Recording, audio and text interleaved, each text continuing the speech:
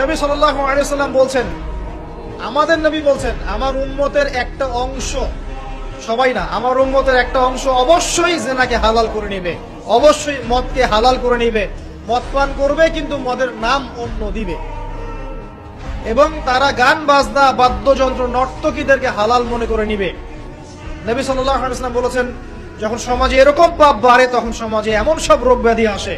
যা আগে কখনো ছিল না। এবং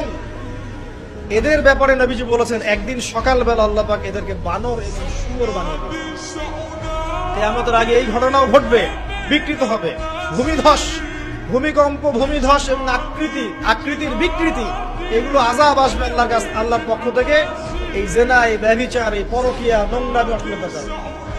ঘরে ঘরে বয়ফ্রেন্ড গার্লফ্রেন্ড কালচার, কেউ মনে করে না যে এগুলো হারাম, কেউ মনে করে না যে